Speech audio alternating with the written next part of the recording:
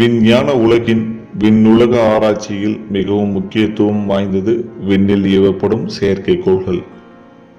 இதன் மூலம்தான் இன்டர்நெட், நாம் பயன்படுத்தும் செல்போன், ராக்கெட் ஏவுதல் போன்ற பல பணிகளை சிறப்பாக நடைபெற்று வருகின்றன. இளம் தலைமுறையினரை ஊக்குவிக்கும் விதமாக ஒவ்வொரு ஆண்டும் புது கண்டுபிடிப்புகளுக்கான போட்டியை நடத்தி வருகின்றது நாசா. இந்த ஆண்டு 73 நாடுகளிலிருந்து 11 வயது முதல் 12 வயது வரை சுமார் 23,000 மாணவர்கள் தங்களது அரிய கண்டுபிடிப்புகளை நாசாவிடம் சமர்ப்பித்து வருகின்றனர். அந்த வகையில் சிறந்த செயற்கைக்கோள்களை கண்டுபிடிப்புகளை தேர்வு செய்து அடுத்த ஆண்டு ஜூன் மாதம் முதல் 20 மற்றும் 21 தேதிகளில் விண்வெளிக்கு ராக்கெட் மூலம் அனுப்ப உள்ளது நாசா. இதில் கண்டுபிடிக்கப்பட்டுள்ளனர் கரூர் அரசு கலை மற்றும் அறிவியல் கல்லூரி மாணவர்கள் 2 நபர்களும், தனியார் பொறியியல் கல்லூரி மாணவர் ஒருவர் என மொத்தம் 3 பேர்.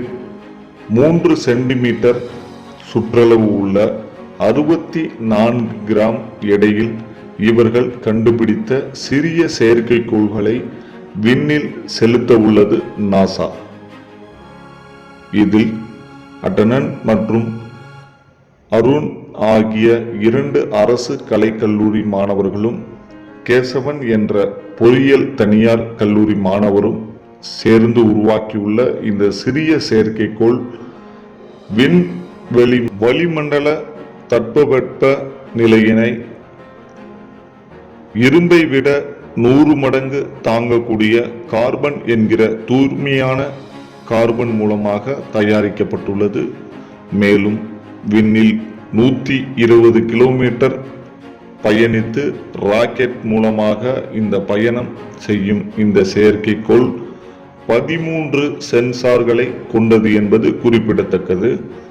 இப்படி பல சிறப்பு அம்சங்களை கொண்ட இந்த சிறிய செயற்கைக்கோள்களின் தயாரிப்பு செலவு 1,35,000 மட்டும்தான். வளிமண்டலத்தில் 120 கிலோமீட்டர் பயண தொலைவில் 12 நிமிடங்கள் நிலைநிறுத்தப்படும்.